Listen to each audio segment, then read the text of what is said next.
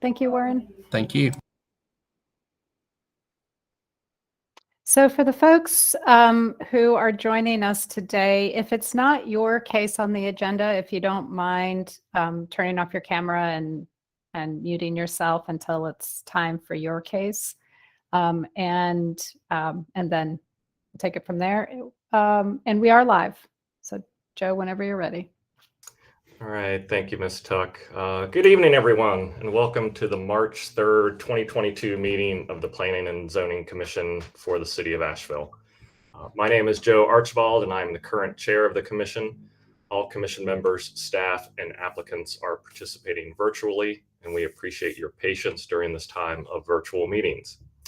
This meeting is being streamed live on the city's virtual engagement hub, a link of which can be found on the home page of the city's website and also on the P&Z Commission webpage. In addition, you can watch past meetings on the city's YouTube channel. The Planning and Zoning Commission accepts public comment on items that are listed on the agenda in a variety of ways. Email and recorded comments are accepted until 5 p.m. the day prior to the meeting, and live comments during this meeting are accepted by calling 855-925-2801 and using code 9273. All of this information is listed on the Planning and Zoning Commission's website for future reference. Please note that all comments that are received prior to the meetings are shared with all commission members. However, they may not be read aloud during the meeting. We will make every attempt to address any and all comments received during our discussion of the particular agenda item. And we will begin this evening's meeting with roll call. Ms. Tuck. Thank you. Chair Archibald. Here. Vice Chair Levi. Here. Commissioner Barton. Here. Commissioner Faircloth. Here.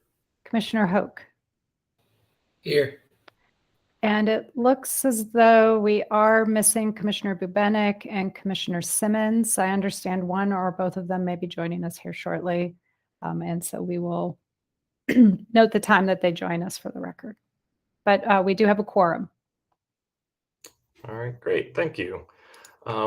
First item on the agenda is the approval of the minutes from the February 2nd, 2022 meeting. Is there any discussion prior to approving those minutes? Yes, Commissioner Barton. I just had a question on the minutes from last time. We continued two items. One was one that's on the agenda for tonight, and then one was 1001 Patton Avenue conditional rezoning. Did we continue that? It says that we continued to March 2nd. Do we need to continue it again, or was it continued indefinitely? Thank you for catching that. Yeah, we continued. We didn't know if they were planning on going to March or April, and I think we just continued them to March, but they do want to come in April. So if we could continue that item one more month, just to be safe, that would be great. Okay, do we want to just go ahead and note that with the approval of the minutes that we are continuing that particular project, or should we do it as a separate? I would make a motion. Okay, let's do the minutes and then we'll do the motion for the continuing. And that was 101 Patton, is that correct? 1001. 1001. Okay. So yeah, let's do the minutes first, and then we'll do the continuation for the Patton Avenue project. Is there a motion to approve the minutes? I'll make a motion to approve the minutes. Okay, we have a motion and a second, or I'll go ahead and second. I'll do a roll call vote. When I call on you, if you can just say aye or nay. Commissioner Barton. Aye. Commissioner Hoke. Aye. Commissioner Levi. Aye. Commissioner Faircloth. Aye. And I will vote aye as well. That passes essentially unanimously, 5-0. And then we will do, I'll go ahead and make the motion to continue the conditional zoning of 1001 Patton Avenue until the April, is it 6th, I believe? Yes, April 6th, 2022 meeting. Do I have a second on that one? Second. Second. Okay, we'll do Brenton as a second. If I can do a roll call vote, Commissioner Levi, Aye. Commissioner Faircloth, Aye. Commissioner Hoke, Aye. Commissioner Barton, Aye. and I will vote aye as well. And again, that passes 5-0. Okay, with those two things out of the way, glad you caught that, Commissioner Barton. Yeah, I had missed that. I couldn't remember if we had done that to March or kind of date uncertain. So I'm glad you were on top of that one. We'll go on to the first item on the agenda, which is a ministerial public hearing. Just to remind everyone, this is a level 2 review in the downtown. So it is site plan review only, and only on specific technical requirements. So we don't, look at these from any aspect other than that. And it is a request for the level 2 site plan review for a renovation and adaptive reuse of the property located at 24, 26, 28 North Lexington and 1517 Broadway Street. Property is identified as PIN 9649401636 in the Buncombe County tax record. The owner is Star Master Tenant LLC, and the project contact is Warren Sugg. And planner coordinating review is Will Palmquist. Good evening, commissioners. Sharing my screen now. So as Chair Archibald stated, this is a ministerial site plan review for a level 2 project, the historic rehabilitation of the Star Building. Here's a aerial image showing the building spanning North Lexington Avenue as well as Broadway Street, and just some historic images from the relatively recent past to quite a while ago. You can get a sense that the Lexington Avenue facade has remained relatively unchanged, and the Broadway facade has changed quite a bit over the years, and that'll be detailed in a little bit later on. The project is located right downtown. The general zoning district is CBD, and it's in the hotel overlay that allows for small hotels. And as you can see on this aerial image here, the project consists of one parcel, approximately 0.3 acres. Due to the slope across the block, the building is 4 stories tall on North Lexington Avenue and 2 and 3 stories tall on Broadway Street. No parking is required for uses in the downtown CBD zoning district except for hotels. And in this case, the proposed 35 guest rooms will require 17 parking spaces, which are proposed to be provided via the parking lot to the south of the property that faces College Street. Fenestration and opening requirements exist for the project. It is both Lexington and Broadway are key pedestrian streets, so therefore the ground floor is required to be 70% opening, doors or windows or other openings, and 20% on the upper elevations, which the project does meet. Due to the nature of the project, public benefits are required, and in the amount of 140 points. The project plans to meet that requirement through points provided for the adaptive reuse of the building, as well as paying a fee per guest room to the city's Housing Trust Fund or reparations funds. So here's a basic site plan showing the building outline. As mentioned, it's a historic tax credit rehabilitation project that will be done with through the Secretary of the Interior standards for rehabilitation. It's proposed that 35 guest rooms will be part of the project, and about 4,500 square feet of ground floor retail between the Broadway Street and Lexington Avenue storefronts. The sidewalk on North Lexington will remain, and the sidewalk on Broadway will be rebuilt to a 10-foot wide city standard. Regarding the landscape plan, street trees exist already on both facades, on both streets, and that requirement is fulfilled.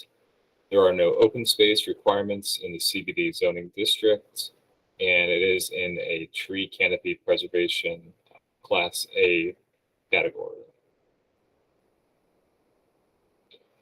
So here are some building elevations showing the existing state of the building and then the planned rehabilitation of that. This is the Lexington Avenue facade. As you can see, the brick facade is proposed to be repaired and repainted. The brick was previously painted. It's kind of hard to tell because it's been so long, but essentially, and with coordination with the historic tax credit rehabilitation, any brick that was previously painted will be repainted a brick color, as shown here. The windows will be repaired. As you can see at the top of the structure, a perforated metal panel will be used to screen the HVAC equipment on the roof. At the ground floor level, the existing Carrera marble glass will be refurbished. The storefront entry on the left side of the facade will remain, and a new entry on the right side will be installed as well. On the opposite side of the block, the Broadway Street elevation, as you can see in this existing photo, it's changed quite a bit. I believe there was a fire in the building at some point, according to the architects, and this like EFIS paneling was put on with doors and balconies. The proposal, as shown here, will pretty dramatically change it to actually what it was historically. The two sets of windows of 4 windows. So that would include new brick after the stucco is removed, new windows, as well as the HVAC screening you can see in the background, a new wood storefront to be installed, and a metal railing. The building to the right, it's also part of the property, will be minimally rehabilitated, just basically repairing and restoring the brick on the facade, and a new aluminum storefront as well, and then stucco along the base of the storefront and on the side. This is the elevation facing College Street, where the parking will be provided for the hotel use. Basically, it's repairing and repainting the existing brick, as well as repairing the windows and also adding new windows with the same configuration to match the existing. A new storefront entry with a steel and glass awning is proposed at the middle of the building, and this is where the entrance to the hotel use would be from. And then finally, this is the elevation from Tingle Alley. Essentially, it's the same as the other side, with repairing and repainting existing brick, repairing the windows, and then adding a couple additional windows as well. So in regards to the review process this project has gone through so far, it is in the downtown design overlay district, so therefore it was reviewed by the design review committee at an informal review in December of 2021. It was approved with conditions at the Administrative Technical Review Committee on January 10th. It went before Downtown Commission on January 14th as an advisory review of the project, where some comments and questions were raised. And then finally, it was reviewed and approved, recommended for approval by the Design Review Committee in February 17th. Staff finds that all technical standards have been or are able to be satisfied and recommends approval of the project. And that concludes my presentation. I'd be happy to answer any questions. I believe we also have the applicant team with us tonight, and they're available as well. All right, thank you, Mr. Palmquist. I have a couple of questions, and one or two of these might possibly be larger questions, but are related to this project. And it comes up somewhat. I was listening to the Design Review Commission meeting on this just this afternoon. One is about the historic tax credit part in relation to that public benefits table. I know there was a little bit of discussion, and I believe Ms. Tuck, you were in that meeting with Design Review. In the public benefits table, it does state that to meet that requirement for adaptive reuse, it needs to meet the Secretary of the Interior standards. Correct? That was the ultimate conclusion, if I'm not mistaken. That's correct. The other has to do with, I know we have a lot of situations like this where there is essentially off-street parking provided. I don't know if this property owner owns that same parcel. And so I wonder, in a case like this, if there's off-street parking that's provided, but it's on another parcel owned by someone else, what happens to the parking for this building when that other parcel may be developed? Are you following where I'm going with this? I am. Yeah. So just to give a little additional context, the commission may recall that you all supported a zoning text amendment not long ago to update some hotel development standards. And one of those changes was to now require the off-street parking to be on site. This application, however, predated that change. So they're allowed to proceed with shared or remote parking as an option. And I believe that is the case here. But it is still a requirement. It's a development requirement. It's a requirement of this permit.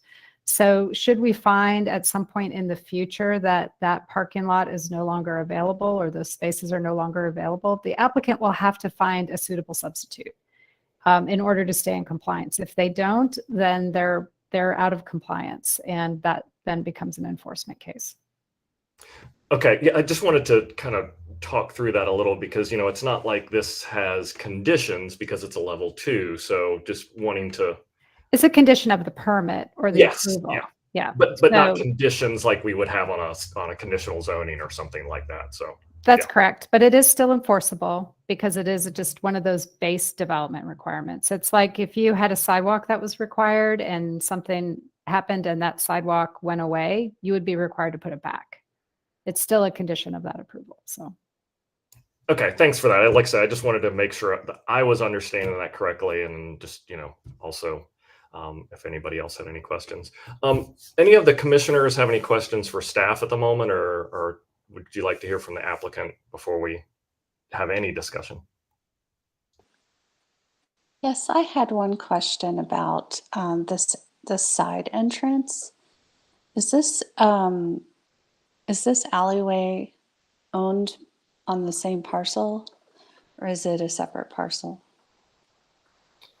Or is it a city alley? So this is an adjoining property where the parking is. I can't recall if there might be a partial alley between the two properties or not. It might just be more or less on paper.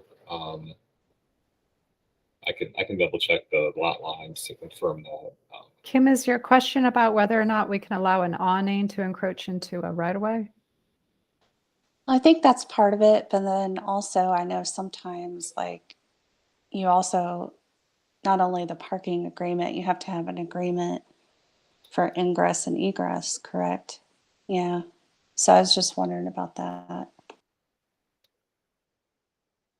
Will, can you pull up the site plan? I don't know if does it appear on the site plan?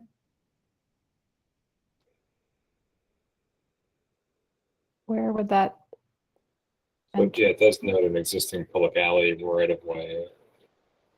Where would the entrance be? Can you point it out on the? Yeah, about. Right in there on that side? Yeah. Yeah.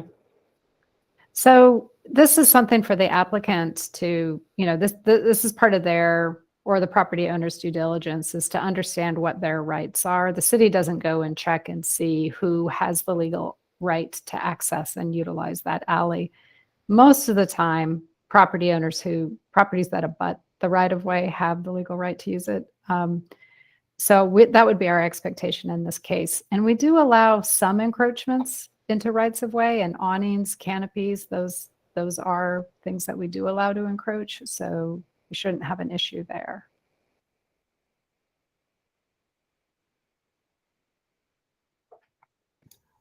If there's no further questions for staff, if the applicant has anything that they would like to add, either Mr. Sugg. I also see that Robin Rains is here, one of the with Row House Architects. I believe Jeffrey Dalton was on as well, but I saw him too. So. Good evening, Mr. Chair, Madam Vice Chair, and Commissioners. My name is Damie Cisse. I'm an attorney at the Allenstall and Kilbourne. And you are correct, Mr. Archibald, that Mr. Sugg is here, as well as Robin Rain. She's the architect, and they're both available to answer any questions that you might have for them. I was going to give you a little run through of what you've already heard, but also to answer your earlier question, Mr. Archibald, yes, this property will be rehabilitated in accordance with the Secretary of the Interior standards for rehabilitation. So we intend to comply with that. And we will be meeting the public benefits requirements and in fact exceeding that requirement. So I will let Ms. Rains join now. I think she's on to answer any questions, and then Mr. Sugg can answer some of the specific parking and side entrance or technical questions that you had. Robin, are you on? Yes, I'm on. Thank you.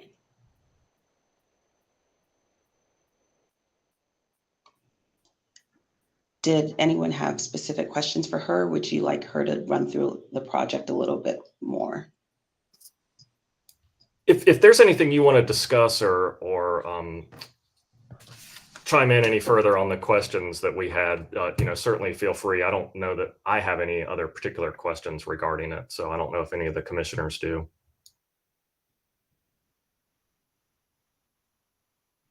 Okay.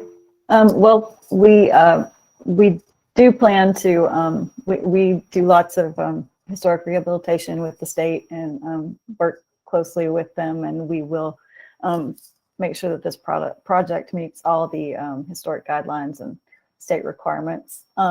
The alleyway, as far as I know, the owners have the right to use the alleyway. I think that they've checked through that. And I don't know that there were any other questions from anyone. Jeffrey Barton. Yes. Thanks, Ms. Rains. I've got a quick question on your floor plans. It shows on the first floor an area towards the Broadway side of the building designated laundry. Mm-hmm. Do you know yet where that plans to exhaust to? I don't, but probably towards Tingle Alley. Okay. I guess then my follow-up question might be for staff. I was hoping that you would say not onto the sidewalk. So Yeah. I was wondering if there were any standards from staff on laundry exhaust, or if exhausting into the alleyway is an appropriate thing to do. There are no zoning standards that address that. I don't know if there might be building code standards, but I'm not as familiar with that. Thank you. And Ms. Rains, this may be one for you, or it may be one for Mr. Sugg. I just remembered a question that I had written down about dumpsters and trash. I know it was noted in the TRC report, at least at that time, the one that I read didn't have any clarification on what was going to happen with that. Obviously, I know there's a lot of the private haulers downtown, but I didn't see any like designation of a trash room or anything like that. So if you have any further information on that, it would be great.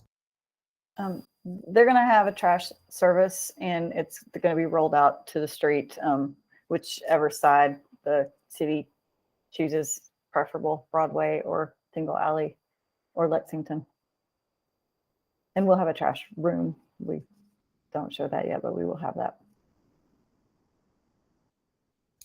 All right, thanks. Are there any other further questions from the commissioners? And if there is none, certainly happy to take a motion.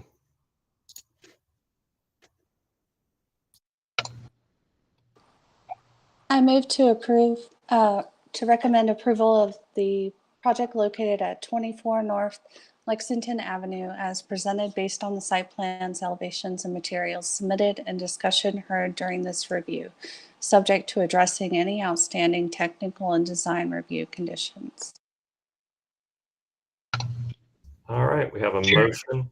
Do you want to open for public comment before we vote? Thank you very much, Mr. Two. I was about to think, wait a minute, I'm missing something here.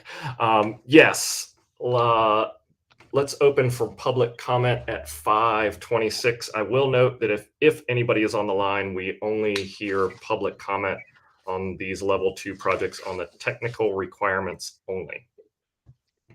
Chair, there are no callers. All right, great. Well, we will close public comment at 5:26.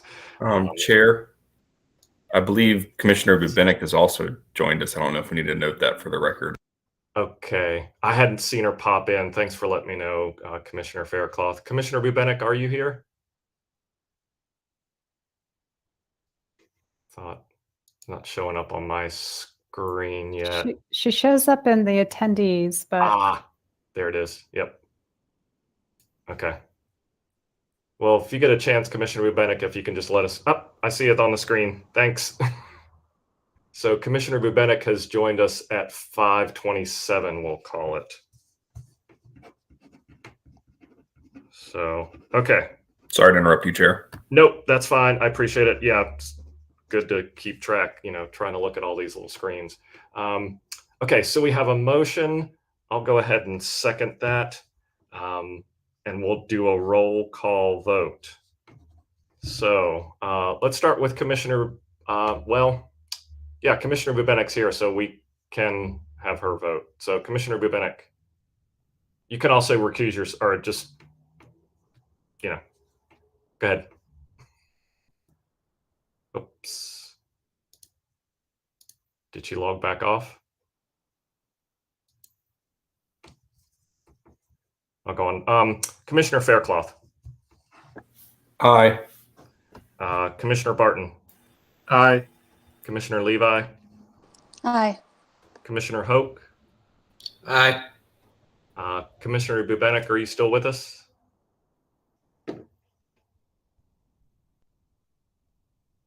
We can't hear you for some reason. yeah, we're not getting any sound from Yeah. Commissioner Bubenik. She's unmuted, but no sound. So Yeah. I will vote aye as well. I mean, it would pass. it's fine. 5-2, We're still good. 5-2. Yep. No. Well, do we count even or if they're 5-2. Sorry, just 5. Five, It's 5-0. yeah. Yeah. 5-0? So, all right. So that one passes 5-0, and we'll see if Commissioner Bubenik, we can figure out what the technical issue is with sound. But thank you very much, Miss Rains, Miss Cisse, Mr. Sugg. Appreciate it. Thank you. All right. We will move on to the legislative public hearings portion of the meeting. The next agenda item is a request to conditionally rezone portions of the properties located at 273, 291 Long Shoals Road, and 300, 400 Julian Shoals Drive from highway business to commercial expansion conditional zone. The property is identified as pins 9644, 48, 1140, 4083, 9644, 47, 6826, and 8819 in the Buncombe County Tax Record. The property owners are Long Shoals Partners LLC, Weaverville Shopping Center LLC, and Long Shoals Development Bojo LLC. Planner coordinating review is Shannon Tuck. Thank you, Mr. Chair, members of the commission. So as Chair Archibald has introduced, this is a conditional zoning petition for properties located off of Long Shoals Road. For some context, you can see the parcels identified in the Exhibit A map on the left. There are 5 parcels in total. The conditional zoning petition, however, is really just for a portion of those 5 parcels. So you can see the parcels kind of reach from they're kind of long and thin. They have frontage on Long Shoals, but then kind of are relatively deep. The property today is on community business 2. The applicant would like to recombine the properties in such a way that the front of the properties remain zoned CB2 as they are today, but the back portion of the properties become or be conditionally rezoned to residential expansion conditional zone. And that's for the purpose of constructing a large multifamily residential development. And it's 180 or 198 units. So anything over 50 units requires a conditional zoning to one of the city's expansion districts. And since this is a multifamily residential development, residential expansion is the appropriate designation. Just for a little additional context, you can see the tip of the water body here. That is Lake Julian. And this is the side road. We have Long Shoals along the frontage, but the side road is CP&L Drive. This highway business zone property is the Ingalls on Long Shoals Road, if you're familiar with that site.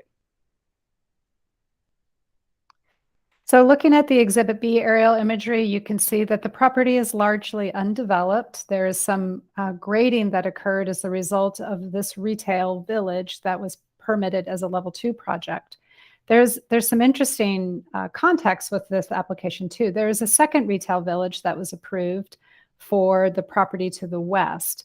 In the interim, the property owners, developers were able to acquire the center parcel.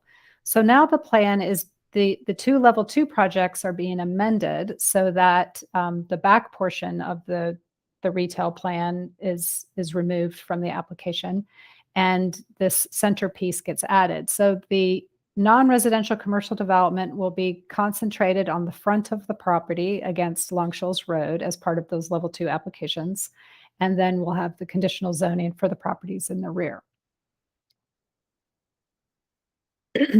When we look at our conditional zoning requests, we always check the city's future land use map to see if, should the rezoning application be supported, would a change to the future land use map be required? The properties are designated urban corridor on the future land use map, which describes a mix of commercial and high density residential uses. So a change in the future land use map will not be necessary. Here's the site plan for the property. You can see that retail village as it's currently master planned, located here along the front of the properties abutting Long Shoals Road. And then there's that the multifamily residential project that's being proposed. If you're familiar with Long Shoals Road, there's a relatively newly constructed Bojangles with this retail village. That is the main entrance on to Julian Shoals Drive. This project, in addition to constructing multifamily, will be extending the road infrastructure of Julian Shoals Drive. So you're going to come through the retail village, and then that road is extended all the way through out to CP&L Drive. So those are the 2 entrances into the community, one on Long Shoals and one on CP&L Drive. From Julian Shoals Drive, you have 3 different entry points into the multifamily community. And there is drive lanes that kind of allow an individual to circulate through the community if they need to get back out to Julian Shoals Drive. There are 6 multi-story multifamily apartment buildings and 20 2-story attached townhome style units for a total of 198 units proposed. To support those 198 units, 320 surface parking spaces are also proposed, as well as some 6-foot wide sidewalks that are along Julian Shoals Drive, as well as the drive aisles and along the buildings connecting the community buildings to one another. Also included are some, some community amenities, including a clubhouse and a pool. Give me 1 second. I saw.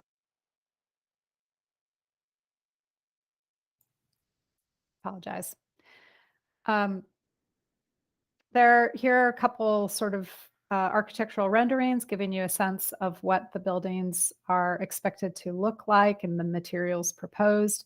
This is one of the 3-story buildings showing the interior staircases, the mix of paneling and stone veneer. I assume that's a stone veneer, and just the general style.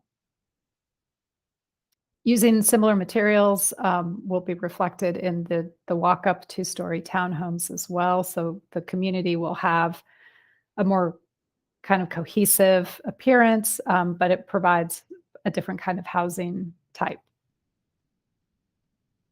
We always check our conditional zoning applications for alignment with the city's comprehensive plan. In this particular case, first we determined that the proposal is already consistent with the future land use map and what's designated or anticipated with the corridor designation.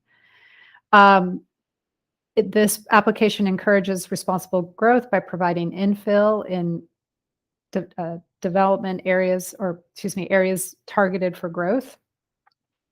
The application increases the supply of housing, particularly housing that is in proximity to employment, transit, parks, shopping opportunities, all of the things that are conveniences to the individual living there. And this application does include affordable housing. The applicant has committed to 10% of the units to be set aside as affordable, and half of those units will also accept housing vouchers.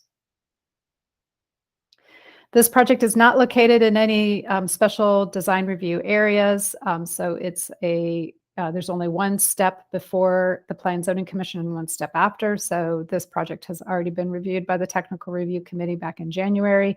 It was approved with conditions. Should the Commission support it this evening, they will move on to City Council for final review and approval. All of our conditional zonings also include a list of project conditions that were included in your packet.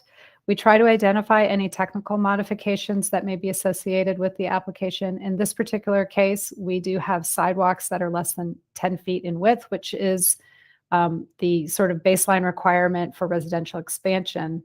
What we typically do, though, you've probably heard me say this with some of the other applications, is we try to look contextually at the proposal. Does it make sense? Is it in a kind of an urban, like a very urban area, such as just on the edges of our downtown or along corridors like some of our more heavily traveled corridors?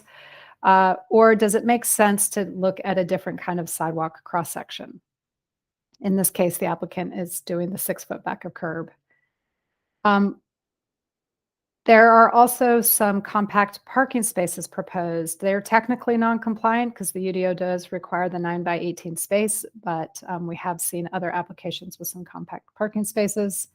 There is a reduced front setback. That's that internal setback along Julian Shoals Road. We treat Julian Shoals as the road frontage or the main road, the primary road for that multifamily development. So those apartment buildings are a little bit encroaching into the expected front setback. There are no bike lanes into the development. This is another one of those residential expansion district requirements that we kind of look at on a case-by-case basis. The baseline requirement is that you supply bike lanes or other multimodal accommodations. In this particular case, Julian Shoals Drive, we're not sure what kind of bike activity to expect, but the drive is wide enough to possibly add bike lanes or sharrows at some point in the future if it seems appropriate to do so.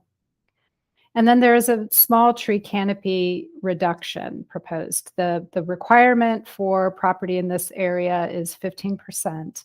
The applicant can meet the 15% through planting, but what we have learned is that a portion of the property is encumbered with right-of-way or other easements that do not allow tree plantings.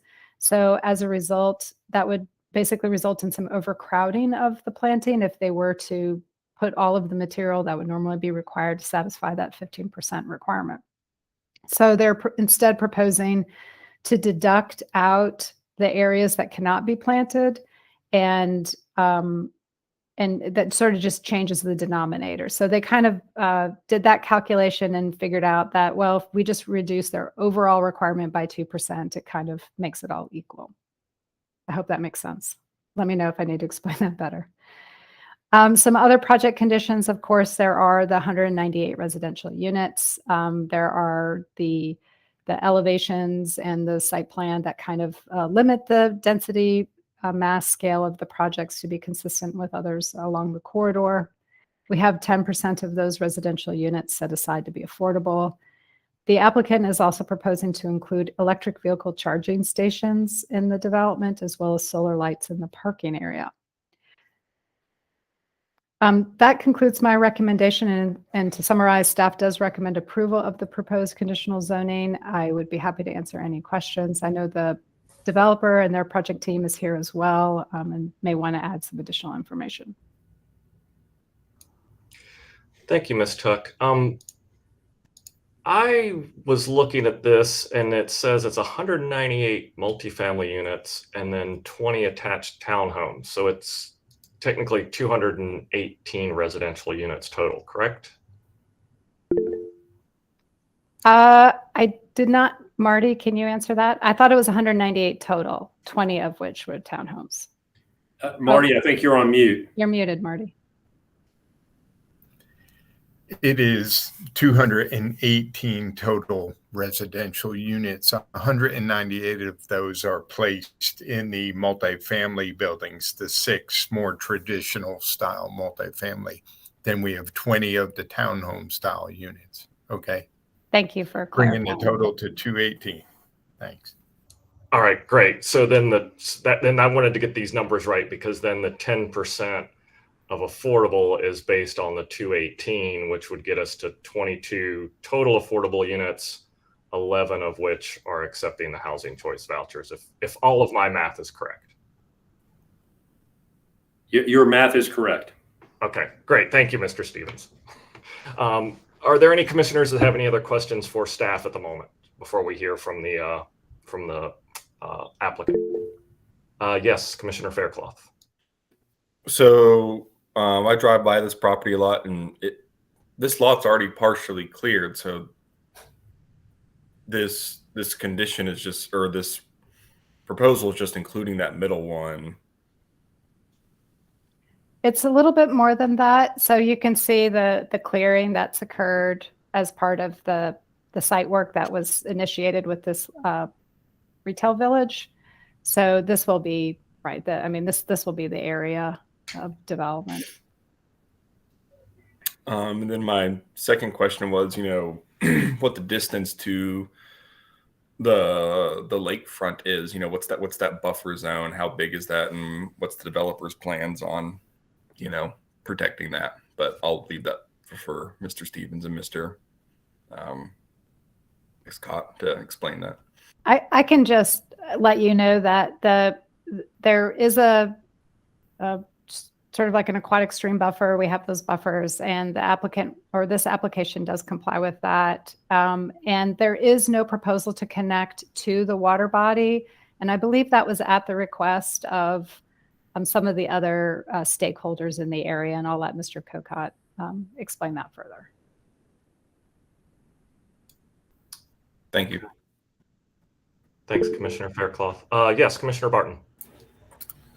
I just had a question on something that was mentioned in the staff report. It says that a Board of Adjustment variance was granted on September 28th, 2020 to waive sidewalk requirements along CP&L Drive. So what, at that point, could you just walk through that process? Like there wasn't a site plan proposed at that point or a use. It was just an application to not have to provide a sidewalk. Yeah, I think that application came about as part of the other retail application, and it only waived sidewalk past the entrance. So the approximate entrance, well, here, let me go to so the entrance into the community along Julian Shoals is located here. Sidewalk will be required from this entrance out to Long Shoals. It's just the portion of the sidewalk along the road frontage from the entrance towards the Duke facility. And there really isn't good opportunity to turn around or access or anything. It's really kind of restricted access, I suppose. So I think given the nature of the use, the Board of Adjustment granted that request. That makes sense. Thanks for that. I guess this leads to the dam, correct? That goes towards the lake, yeah. Okay. Well, let's go ahead and hear from the applicant then. Either Mr. Stevens, I suppose you're going to do the presentation. I will. Thank you, Mr. Chairman. Wyatt Stevens for Latt Purser and Associates. It's a pleasure to be back in front of you this evening. This is a pretty exciting project, but I want to tell you a little bit first about my client. So Latt Purser is based in Charlotte. It's a development company that started in 1961. With me today is Adam Purser. He's the third generation of that family. He and his dad and his brother, and then his grandfather who started it, have built a very successful business all along the East Coast, from the Northeast all the way to Florida. They've developed in Charlotte, Charleston, Savannah, and Raleigh, and this will be their first actual development that they were going to do in Asheville. And they want to do it right, and they want to have a project that is energy efficient, will hopefully get green builder certification, and they plan to use architecture that is known as mountain modern. And I'll show you that in just a minute. You saw it earlier when Ms. Tuck demonstrated it, but it's sort of almost a Norwegian style design. Thank you. That you just don't see around here. And, all of us on this WebEx have seen multifamily projects over the last 5 to 10 years, and a lot of them kind of have a similar look. Well, this will be different. This will be fresh. It will be, kind of an exciting change on a kind of a cool piece of property. Like Commissioner Faircloth, I live in South Asheville. I'm intimately familiar with this site. I've been eager to see something go in after they cleared it. And what will go in on the back end of this 11 acres will be exactly what the city said they wanted with the urban center rezoning recently, which is walkable, dense, infill, together with retail nearby, where folks can live there, work there, and they can walk to adjacent shopping. The Ingalls on Long Shoals Road is literally right next door to this project. And we all know the retail, the Bojangles and the strip centers and the restaurants and things that have gone in already. Well, there's going to be additional retail on the front side between this development and Long Shoals Road. And there's a nice sidewalk along Long Shoals Road now. If I can share screen real quickly, I want to just show that access. Ms. Tuck, can I do that? Or okay, great. Let me hold on just a second. All right. Okay. All right, so you can see here, and Marty, who's with us tonight as well, Marty Kokot is the civil engineer. He's very familiar with this property and can answer any questions you have. But he drew in here in orange the sidewalk access from this development that will go up to Long Shoals Road. And you can see there where you would cross at the traffic light right into the Ingalls Shopping Center there. And but then, you have this nice sort of contained development up against the lake. But to be clear, we're not connecting to the lake. There's no claim for riparian rights. There's not going to be a dock or anything like that, because we worked with stakeholders in the area and they said, we don't really want that kind of access, but it'll be a nice amenity to just have the lake there. And you can see sort of this area down here near the clubhouse. There'll be a gathering area. This property right here is owned by Progress Energy. If they're able to acquire it, that'll be an additional buffer, but certainly there's no plan that we're aware of that would ever be developed. And so the net effect It's a little hard to tell, but the net effect is we're going to have 25% of open space on this project, which is pretty remarkable. I want to speak briefly to the tree canopy question and put a little context around that. So yeah, it is just a bald, cleared lot now, but once all of this comes in and the retail comes in, you're going to see a ton of landscaping, and you're going to see trees and greenery, and it's going to really bring it, make it come alive. But if we were forced to include, areas like the BMPs and the easements for Progress Energy, where they would not allow us to plant plants, but then we took that same calculation and we put the plants where we could plant plants, they would crowd each other out. And so, and Marty can speak to that if anybody has any questions. So instead, we're still going to fully comply with the tree canopy ordinance. We're just not going to include those areas where we literally can't build or plant trees and so forth. But this project will have all kinds of green features. It's going to have solar on the clubhouse. It's going to have solar parking lights, LED, low energy usage, lighting, low flow, plumbing and water features. The plumbing features, EV charging stations. It's going to have a bike maintenance facility. So in addition to bike storage and bike racks, all of which in full compliance with the UDO, you're actually going to be able to take your bike in, and there'll be tools and things that you can work on it. Adam is here. He's a big mountain biker, and he sort of envisions folks, working on their bikes after they come back from a day out at Bent Creek. So, let me show the renderings real quick. To me, this is exciting. This is something we don't have in the area, and it's going to sort of set a new standard, I think. These townhomes, there's 20 of them. That's a missing product in our community, in that, you would rent them, but, you don't have anybody on top or below you. You just have folks next to you, and you kind of can have your own little home. And we're envisioning that would be a great place for young families to live. If you're familiar with that part of town, you know that it's right across the street diagonally from the Valley Springs Middle School. It's right down the road from T.C. Robertson and Estes Elementary. It's all right there. People could actually walk to school if they wanted to. You can walk down to Biltmore Park. You got to cross Long Shoals, and that's a big road, but there is a crosswalk down there. It's a half a mile away. This is what we said we wanted with the Urban Center rezoning project of a few months ago, and this is what we're getting from the Lat Purser development. I'm really, as you can tell, excited about it. The affordability, that is something that they're committed to and offered right out of the box. 10% affordable. That's 22 affordable units at no cost to the city of Asheville.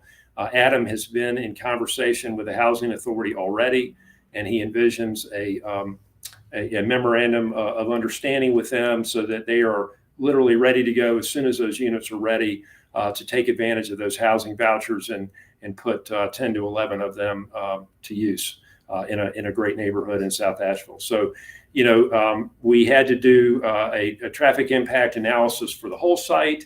And if you looked at the staff report, you saw that there are things that will have to be done in terms of lanes and so forth, all of which will be done as a condition of approval. And there's a lot of traffic on Long Shoals Road, but as someone who lives down there, it actually flows pretty well. And we believe that the traffic study shows this will certainly not make it any worse. And the things we're going to do to make it better will mitigate any add to the traffic from this project. So with that, I'll stop talking. I appreciate everybody's time this evening. As I said, Marty's here. We think we have somebody from BB&M, the architecture firm. They can speak as well. But with that, I'll stop talking. Thank you, Mr. Stevens. Are there any questions from the commissioners for the developers? Yes, Mr. Hoke. Yeah, my quick question was it a need for extra stop lights in that area, or is it everything looks good as far as the traffic study based off the results? Marty, you want to jump in on that and talk about what's going to happen in front of Bojangles and so forth? Sure. As Shannon mentioned earlier, this is sort of a combination of different projects that I've had a part in since 2015. Okay. And over at the Bojangles, which is the main intersection for Julian Shoals Drive, we have a signalization approval from the DOT, and we've posted the bond for that. And that section of Long Shoals Road will have a signal added that controls that entrance. And of course, CP&L Drive on the other side of the project, where Julian Shoals Drive tees into, will also have a current signal that'll be upgraded and be synchronized as part of the installation. So to answer your question, both ends of Julian Shoals Drive will be signalized. Thank you, Mr. Kokott. Yes, thank you. Commissioner Faircloth. Thanks, Mr. Kokott, and thanks, Mr. Stevens, for a good presentation. I like that. This certainly checks a lot of boxes for me in this area, and I live right next to this. I see it fairly often, or 2 or 3 times a day I pass by it. And I'm excited about it. The green building certification you mentioned, is that LEED, NC Green Built? Can you? Good question. Let me let Marty. You want to jump in on that, or Adam? You can speak to it. Are you with us and available to join? Can you hear me? Yeah. Yes. Yeah. To answer your question, we're working with Southern Energy Management as a consultant to get a Green Globe certification. So they work through the schematic, through CDs, and then they're with us through construction. We're doing blower testing the units, and they're making sure all the specs are in line with those energy standards. And then they're helping us submit for those Green Globes. So we can't guarantee we're going to get one, but we're doing everything we can to qualify for the standards as they stand today. Okay. Yeah, I know Ms. Kingery, so I'm glad to hear that SEM is helping you out there. That's good. And I guess my question to the staff is, can we make those kind of things a condition, or can we force the hand on that, or does that have to be something we wait for? If the applicant was agreeable to the condition, we could certainly make it a condition, but it sounds, based on what Mr. Purser has just said, that they're not, it's going to be a performance-based, I think it sounds. And so we won't know if they actually achieve that certification until, I think, after it's constructed. I would agree with that. This is a public record, a public meeting, and we've stated it for the record. We're going to proceed in good faith to try to achieve that certification. We think it will be not only good for the project and good for the environment, but it'll actually be successful for the development. We think folks will want to live in a place that has that certification. So, Lat Purser has a powerful motive to get that done. Okay, thank you. And my second comment or question, I guess, is, I appreciate that you're trying to work in the tree canopy requirements to the best of your abilities. My only attack, or my only comment on that is, you did fit in a pool there. There's not a pool requirement, but there's a tree requirement. So I appreciate what you're doing there, but just commenting that for the record. That's fair. Marty, you want to jump in on that? I would assume that the area where the pool is going is part of the area that is the denominator being used to determine how many trees we have to put in. Well, and what we did was, honestly, we looked at the 11.09 acres of the total site, and then we calculated different areas where we have MSD sewer lines underground around the perimeter of the project, city water lines, and all of the stormwater components that meet the city of Asheville requirements, where you're prohibited from planting trees. So if you total up all those areas within the grass, outside the parking lots, outside the pool area, outside the building landscaping, outside the vehicle use area landscaping, 1.35 acres is essentially 12% of the site that we're prohibited from planting large trees in.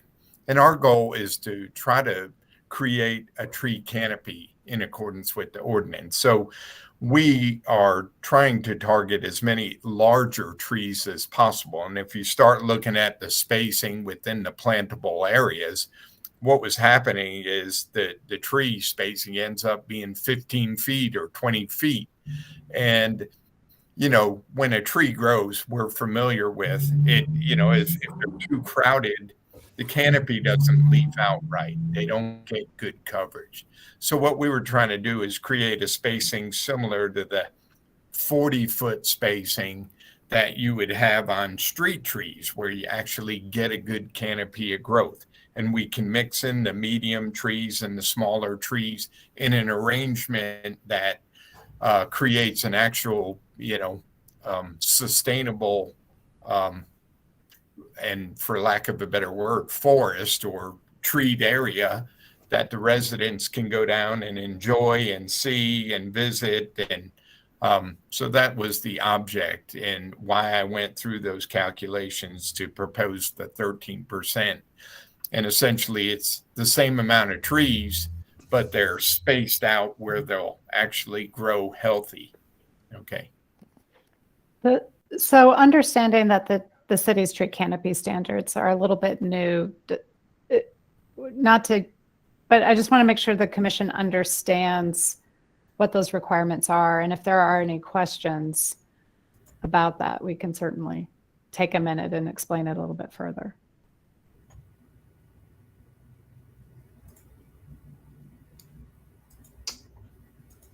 Hearing no response, I'm going to assume that everything's good. Yes, Commissioner Levi.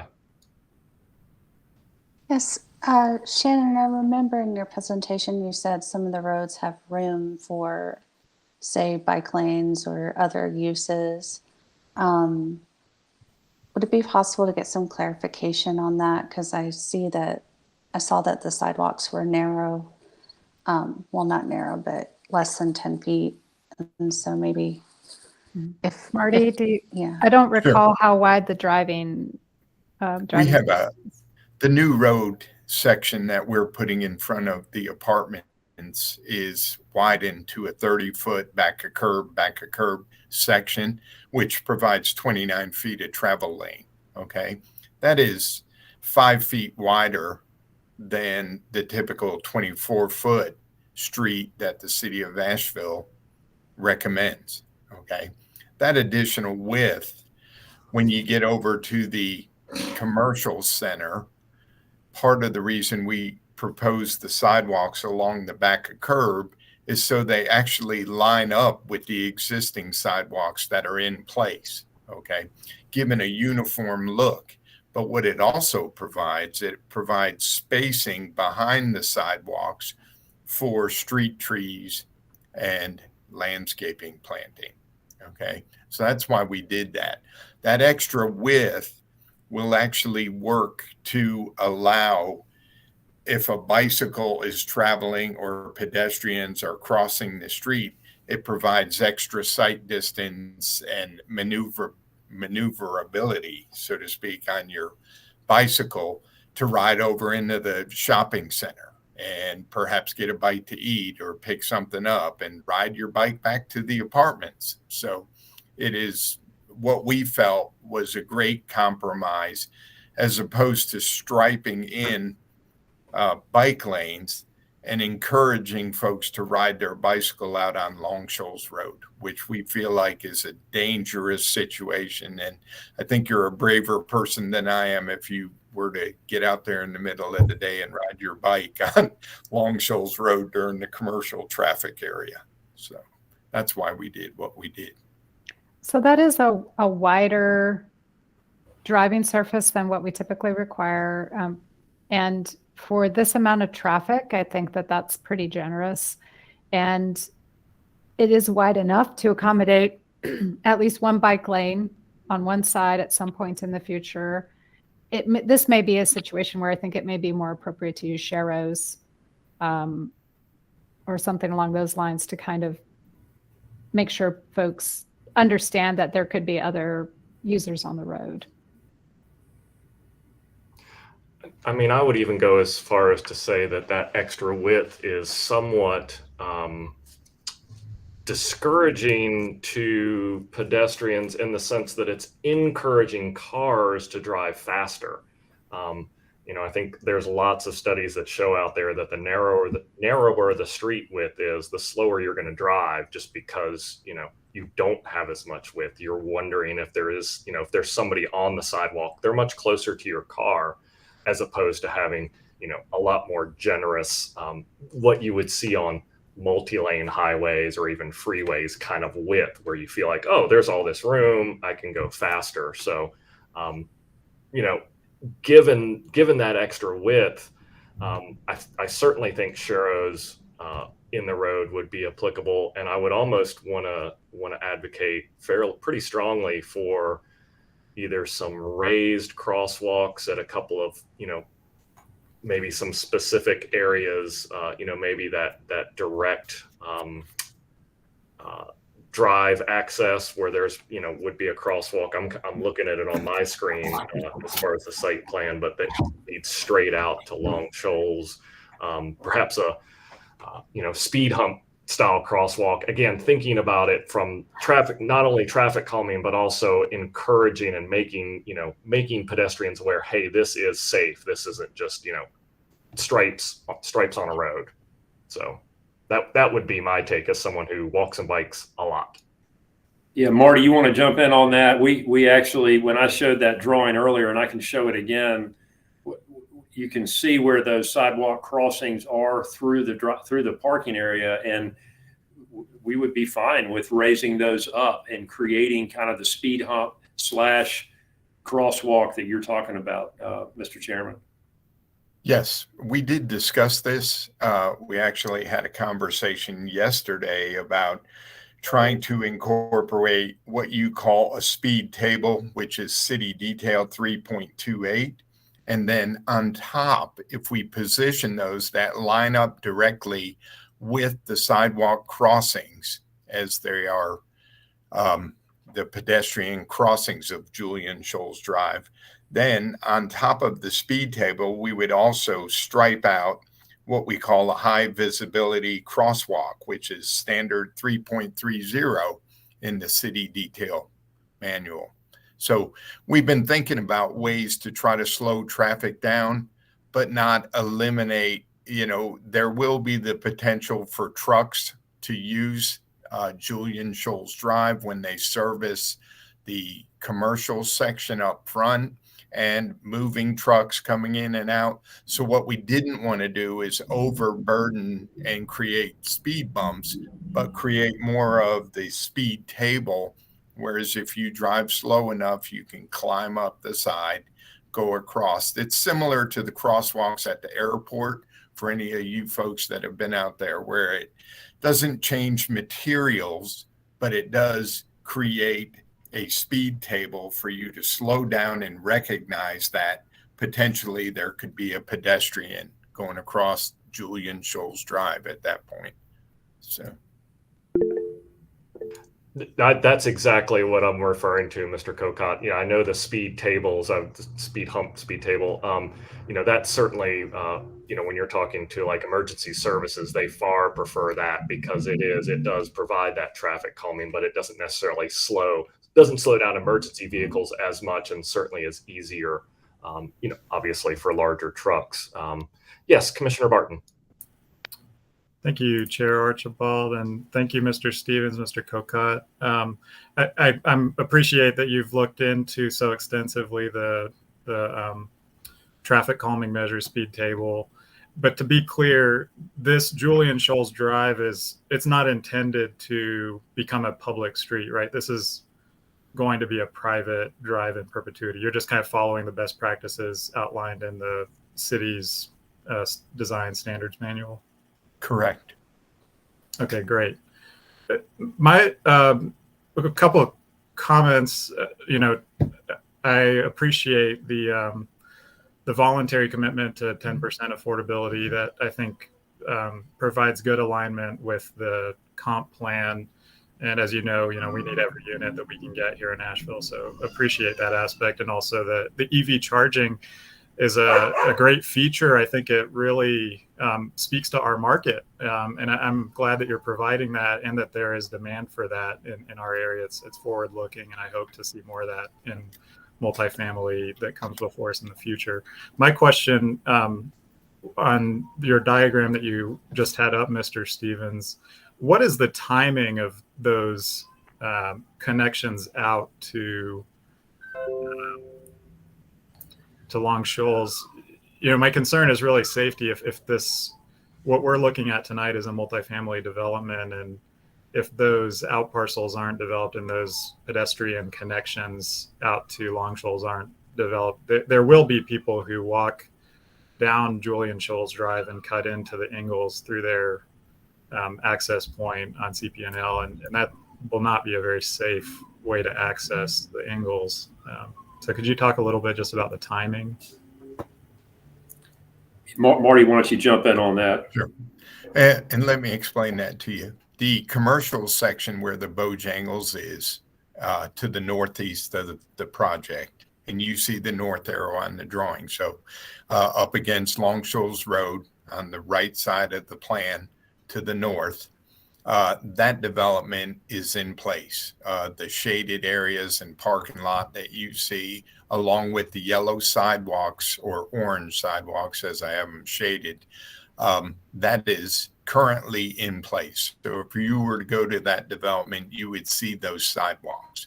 Okay.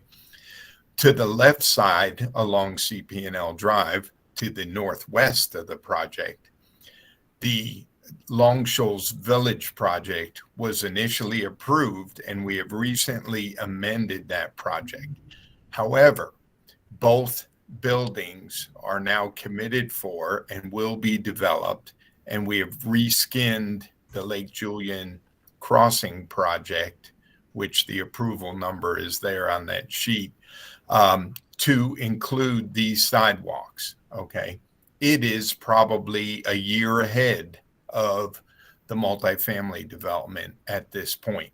We have a grading permit. The site has been rough graded. As any of you that live near there go by and take a look at it, you can tell those trees were cleared a year or so ago, year and a half ago, and we are committed to moving forward with these two buildings as they are positioned on the northwest side. Okay. I do want to point out that the corner parcel against CP&L Drive and Long Shoals Road is not ours. If you look at the property maps, or you will notice that Duke Energy or CP&L, Progress Energy, all those different names at one time, it's still a Progress Energy parcel where their sign used to sit for access to the Duke Energy plant over the high hazard dam. They have since reconfigured their main entrance to the power plant, and they go in a different route. So that was part of the reason that we eliminated or asked for the sidewalk reduction past our entrance. We are, however, committed to building that orange sidewalk along CP&L Drive all the way out to the existing sidewalk that parallels Long Shoals Road. Okay, so all of the parcels to the northeast and northwest are planned and will be in place prior to the multifamily. The additional parcel that connected them both, which is the long skinny parcel in between, and I show one kind of orange sidewalk that meanders through the site. And due to grading concerns and trying to keep these sidewalks at a maximum 5% grade, we were required to meander it through that site. That middle parcel will be a level 2 submittal through the TRC, the way I understand the development rules. And that sidewalk and that development in that area is somewhat conceptual, but it will be refined as we obtain more information. You can see our plan for it, and our plan works, and it complies with DOT requirements for access. And we're trying to make sure we can navigate through that site safely with the sidewalk in a sensible way without impacting the other development portions that are already built. Okay. Great, thank you. All right. Let's go ahead and open for public comment at 6:15. Mr. Tu, is there anybody in the queue for public comment? Chair, we do not have any callers. Okay, then we will close for public comment at 6:15. Regarding the, let's call them speed tables, because I do believe that is the correct terminology. It sounds like the applicant has been pursuing that, is willing to pursue it. Is that something, and this is kind of a question for you, Ms. Tuck, that would necessarily need to be in the conditions table? I mean, I think it would be a good idea if the applicant, it sounds like they're pretty much committed to it. And if that's the case, then I think it is advisable to add it to the conditions, because I think it helps promote the project or the merits of the project. And we, Mr. Chairman, we'd be glad to add that as a condition. Okay, great. Thank you, Mr. Seaman. And that's exactly, Ms. Tuck, you hit it right where I was going with. I do think it would improve, again, that access across Julian Shoals. You know, it is a private drive. I do have concerns, you know, it's pretty straight. I know there's some grade change, but I think everybody knows that, you know, people who are going to want to speed are going to speed through here. And if there's any way to slow that down and help promote pedestrian access across there, I think it's great. Yes, and just to clarify, that is, Julian Shoals is a private road. So there's a little bit of a difference between a driveway and a road. So we do expect this to be a road right of way. It's just be privately maintained, not publicly maintained. However, even though it's private, it's still built to a public standard. So if the applicant later thinks that they would prefer to have the city maintain it, they could always petition the city to potentially maintain it. Thank you for that clarification. Yes, Mr. Kokot, I saw you had your hand raised. Yes, I do. And I would recommend that the condition be something like the developer will incorporate traffic calming devices for pedestrians to be able to adequately cross Julian Shoals Drive. My concern being we like the speed table idea, but the speed table in the wrong position from a drainage standpoint could cause water and stormwater runoff to accumulate in spots we don't necessarily want it to accumulate. So I want to give some thought to it. And again, we haven't had enough time to look at the actual profiles and where our drainage structures are in relation to the sidewalk. So we certainly will commit to adding traffic calming devices that encourage pedestrian crossings of Julian Shoals Drive, if that's a statement that we can add to the conditions. Thank you for that. And yes, I certainly would not want to, you know, it's not one that I would say it needs to be right here, because I haven't spent enough time, you know, looking at the site. And your point is well taken with stormwater runoff and things like that. So I think it can be very much, you know, the statement that you made of traffic calming devices along Julian Shoals Drive. So, are there any other comments from the commissioners? I know that, you know, Commissioner Faircloth, you brought up the sustainability portion, and I certainly understand, you know, Mr. Purser and Mr. Stevens brought up, you know, it is something that they're willing, or they're going to be pursuing, but it is, with a lot of these certifications, you don't know if you pass until you get that final, you know, final testing. However, it is also one that, you know, in thinking about, you know, like the public benefits table for hotels, LEED certification is in there. And so, you know, attaining it and knowing that you've got it right at the end, maybe you overshoot so that you get it. I guess what I'm asking is, Commissioner Faircloth, is that something you really feel strongly about and would want to have as a condition, or are there any other commission members that would want that? I know that council is starting to really look at these sustainability issues, so that's why I just want to focus a few more minutes on it. I'm content with Mr. Purser's and Mr. Stevens, Mr. Cocot's commitment to having SEM look at it. I think in the bigger picture going forward, I'd love to see there be some kind of standard we can put in there. But at this point, I'm content with the answers from the applicant. Okay, thanks. Like I said, I know I've talked to some council members recently, and that is something that they are starting to look at this more. So I would also, I'm bringing that up, for you, Mr. Stevens and Mr. Purser, that they may hear that and want some requirement for that in the conditions. So if there's no further comments, certainly happy to take a motion.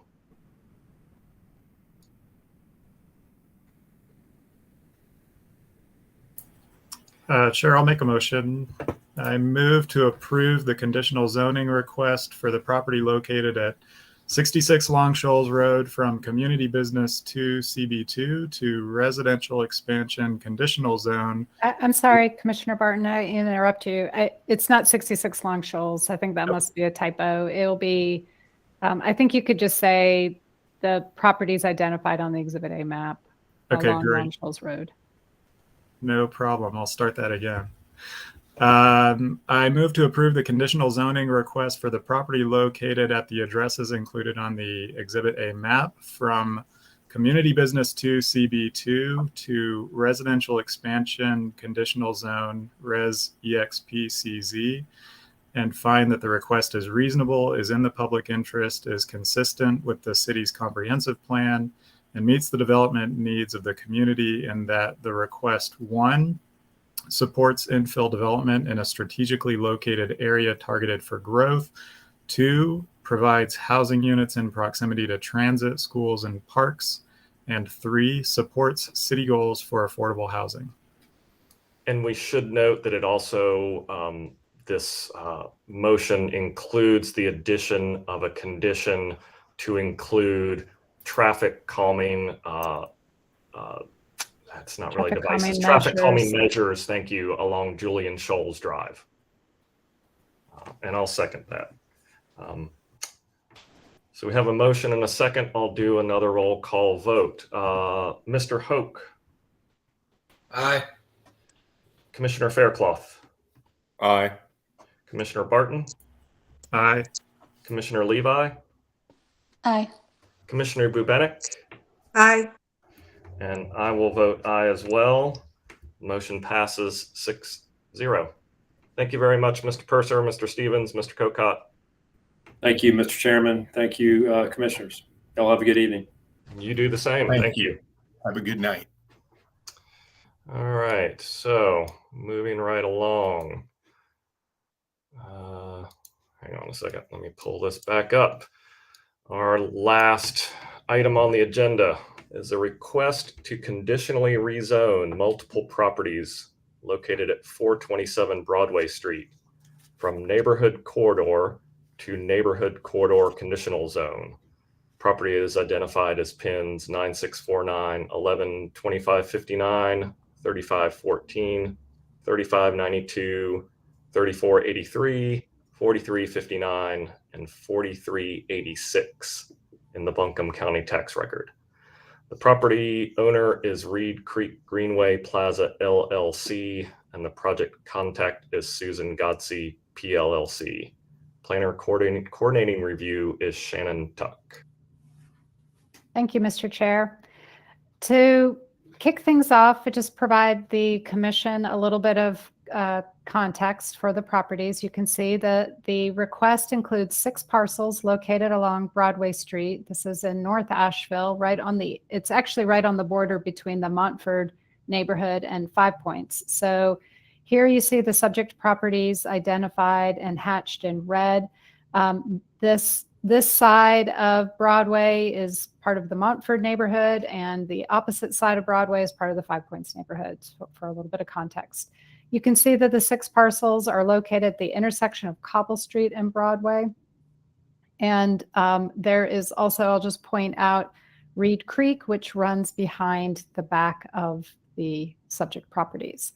The request is to conditionally rezone the property from Neighborhood Corridor District to Neighborhood Corridor District CZ.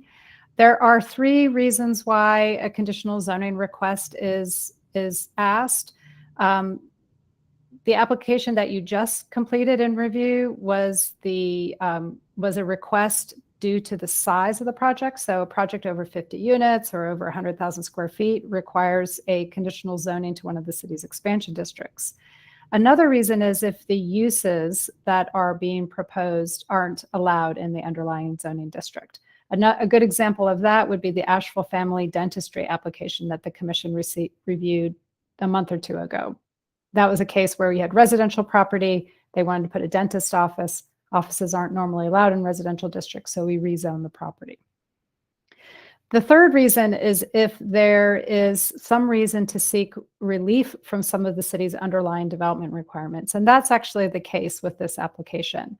The threshold does not reach the standard of a level 3. This application initially started as a level 2 application.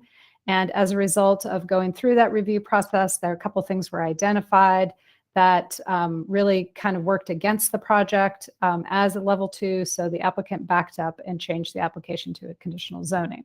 And I'm going to talk about that a little bit more when I get to the site plan. So here you can see the subject properties outlined in red.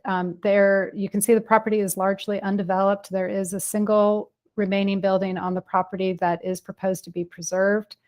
And you can see again the intersection of Cobble Street and Broadway, Broadway being the main thoroughfare. I also want to point out that along Reed Creek, you have the Reed Creek Greenway, which is a city parks and greenway project that crosses Cobble Street and runs along the back of the property and beyond. And so this is city-owned property that runs behind the subject property. And then these parcels to the south are also city-owned parcels. In addition to a zoning change, we are contemplating also or recommending a small change in the future land use map. You can see that the subject properties, most of it is designated traditional corridor, which is consistent with the application that's being proposed. However, you can see that there are these 2 or 2.5 parcels to the south that are designated parks open space. And we would recommend that should this application be supported, that we change that designation to parks open, or excuse me, to traditional corridors so that the properties are all consistent. And that is what it would look like on the right-hand side if that were to be supported.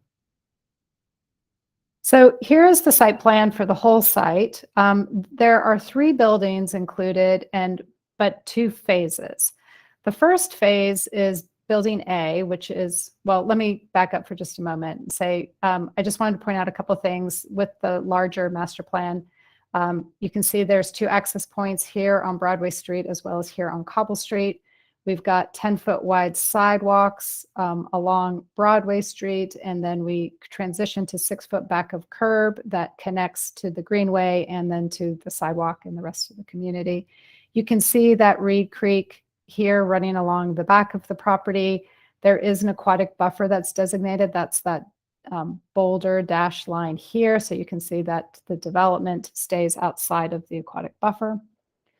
And then if we zoom in, most of the project will be included in phase 1. I kind of zoomed in on the building A because that's the more significant feature of phase 1, but it does also include some of that, the site plan, or excuse me, the site work that includes the sidewalk. Phase 2 is really limited to the area directly around building C. So building A is the new large construction, building B is the existing building that's proposed to be preserved, and then building C will be a smaller phase 2 building later. So building A here is a 4 or 5-story building, depending on which side you are on. The front of the building is 4 stories. The back is 5 stories, taking advantage of some topo change from the front to the back. It's approximately 45,000 square feet, a little over 46 feet tall, 49 units total, 20% of which, or 10 units, will be set aside as affordable. This application also includes the setback buffer reductions, and those are some of the modifications that I had referred to earlier. It also includes building B. I'm going to flip back to the previous site plan. So here's that building B. That's the existing 1-story building that exists today. In phase 1, building B is proposed to be renovated with this deck expansion that will be added. And this is a cantilever deck, so we don't have a problem with the encroachment into the aquatic buffer. There are 37 parking spaces proposed. This does take advantage of a parking reduction that is permitted in the neighborhood corridor district, but there's some additional context about parking that I'll get to in a moment with a later slide. And I had already pointed out the 10-foot wide sidewalks along Broadway. Phase 2 is that building C that I mentioned earlier. This has not been designed yet, but it is proposed to be no more than 3 stories and no more than 40 feet in height, probably less than 40 feet, and no more than 7,400 square feet maximum. I believe this is a proposed office use, although that is not part of the project conditions because that hasn't been determined yet. And you can see that 6-foot wide sidewalk on cobble. I wrote Broadway and cobble. That's not correct. It's 6 feet on cobble. This color rendering, I think, helps demonstrate the phases a little bit better. You can see building A and building B. Those are the 2 buildings of phase 1. And then all of that site work, all of that surface parking, much of the crosswalks and walkways around the buildings, the dumpster area, this will all be included in phase 1. Phase 2 is building C with that last little bit of sidewalk infrastructure and, hardscaping around the building that will come later. Also shown on this illustrative is a separate standalone parking lot. That is not included in this conditional zoning request. This is a separate application, and the applicant is collaborating with the city on constructing this surface parking lot. Some of these spaces will be leased to the applicant, even though they meet their off-street parking requirement. Some additional parking would be beneficial to the project, so that is being worked out with the city. There's a separate agreement that deals with that, so we do not need to include it in this conditional zoning. There will also be some public parking spaces, either for people just visiting the area or perhaps folks wanting to use the greenway.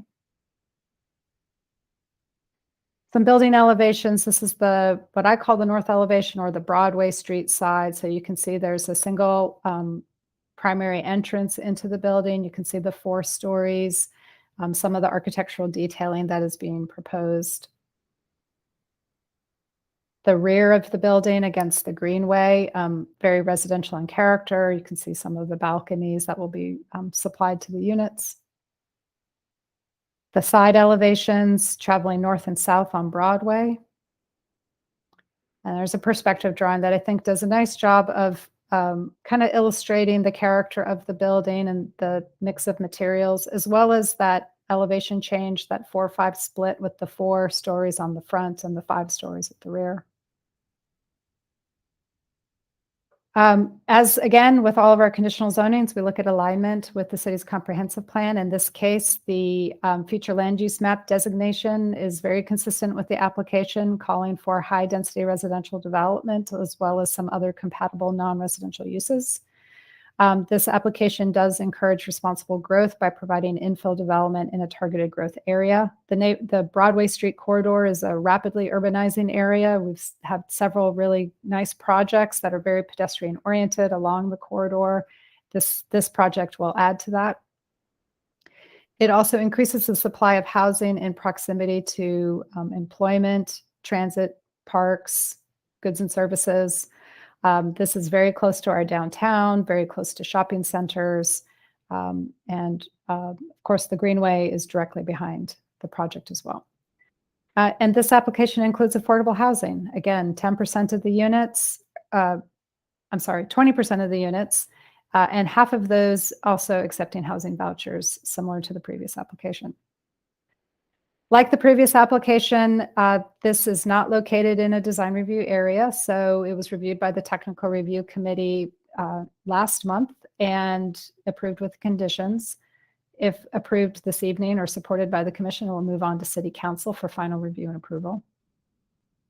Some of the conditions I mentioned earlier, I'm sorry, I didn't. Let me go back to the site plan. Apologize. Actually, this might be helpful. There are 3 conditions that the applicant is asking to modify. The first has to do with the side setback requirement. Building height is normally limited in the neighborhood corridor district to 3 stories, but there's a by right option to allow a 4th story if you do wider setbacks when adjacent, but only when adjacent to residentially zoned property. And so this is actually what kind of drove the switch from the level 2 application to the conditional zoning. The purpose of that 40-foot, it's a 40-foot setback that's required if you're adjacent to, if you're a 4-story building adjacent to residential. And that is really to kind of help protect this is a single family home. So if there was a single family home directly adjacent to this property, we would want that 4-story building to be pushed back some. However, this is adjacent to the city's parks property, the Greenway property, that really doesn't have any potential for future development. There are no homes on the property. There will not be homes on the property. So we actually explored rezoning the city's property, but for a variety of reasons, it was just deemed that that wasn't the best solution. So the applicant agreed to do this conditional zoning. Another development requirement that gets triggered when you have a commercial project next to residential is a property line buffer. In this case, it would be a 20-foot property line buffer. The applicant can actually comply. There's, again, another by right option that allows you to reduce that 20-foot buffer to 10 feet if you also install an opaque privacy fence. The applicant doesn't have any problem doing the buffer, the vegetated buffer. They just don't really want to do the fence. They think that that's kind of unnecessary, and the city agrees. We don't necessarily want to wall off a residential development from parks and open space. So we support eliminating that fence.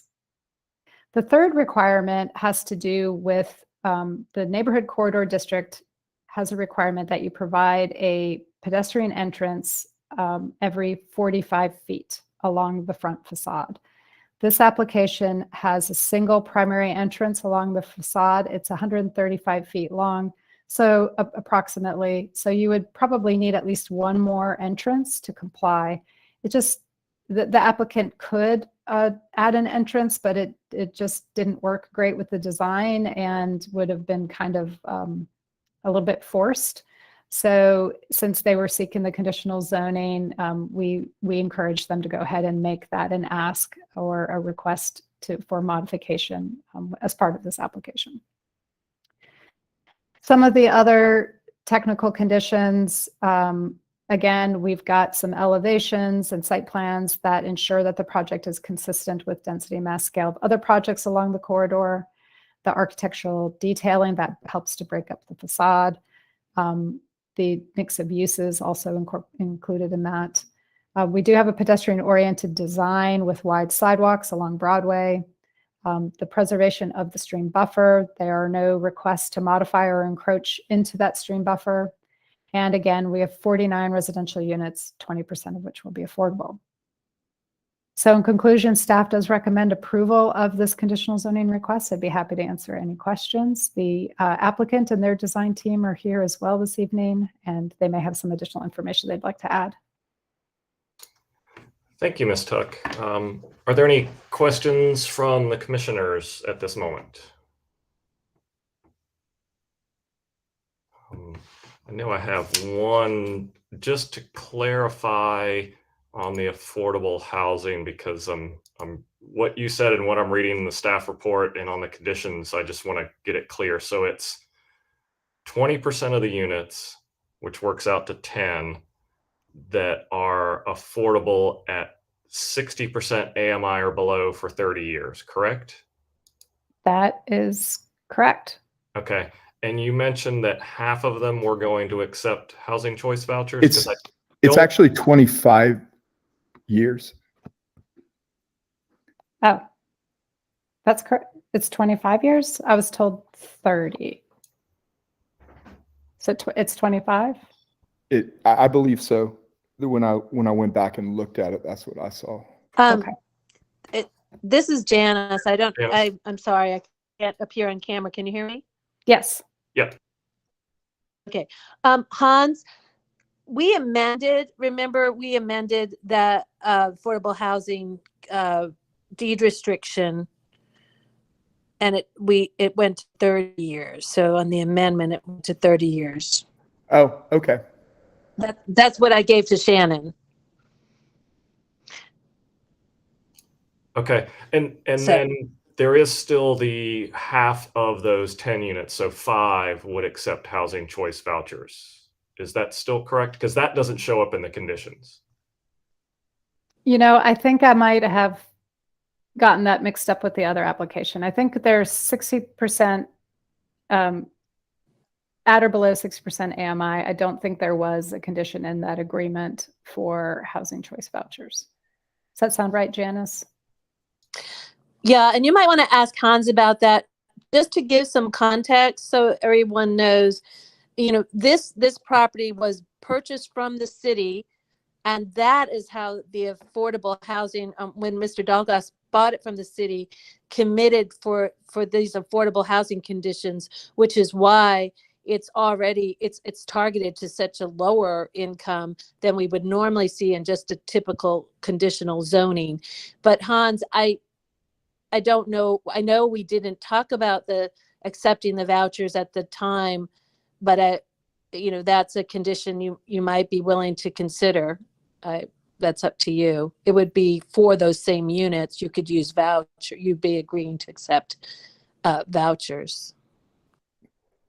Yeah, we're not interested in having it being mandatory, but we are strongly considering accepting them. We've had a really strong pitch from the city about why we should and why it could work out. So we went back and forth with the affordable housing people about how we could vet people that were coming in with vouchers, and it does seem like it could be positive, but we don't want it to be something that's conditional as far as what we accept. Okay. Thank you, Mr. Dalgast and Miss Ashley, for the clarification on that. Because, yeah, I was reading one thing and then Ms. Tuck was mentioning something. Yeah, and I between the staff apologize. report and the conditions, I wanted to make sure I got it correct. I just wanted to double check. The staff report and the conditions don't refer to that. I think I just had it on my brain from the previous application, so I apologize. No problem. Well, and even I think the staff report and the conditions may have had different percentage too. And so that's what I was getting confused there a little bit. So, okay. Are there any other questions right now from the commission? Otherwise, we can have the applicant present. So I see that Ms. Godsey is here, obviously Mr. Dolgast, and then Mr. Dalton from Row House Architects. So I'll let you guys take it away. All right, so I think that I've got a weird echo going on this thing. Let me try to see if I can change this. All right, can you guys hear me? Yep. Okay. So in 2016, we began the process of acquiring the parcels on Broadway, including a half-acre contaminated piece of land from the city of Asheville.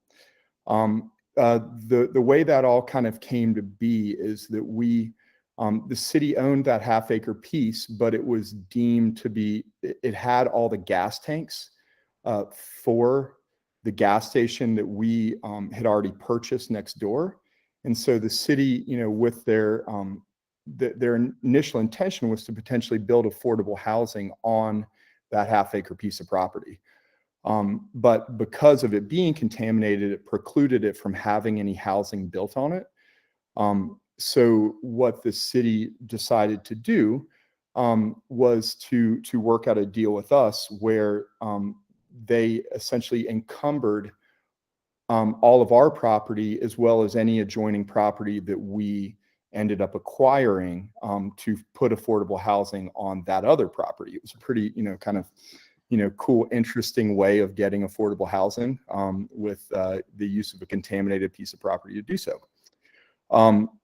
So the sale of the contaminated parcel went through in 2018 with the agreement that if the two DOT pieces that we were trying to buy of property were acquired with the city's cooperation, that those two DOT parcels would be used to build an apartment building.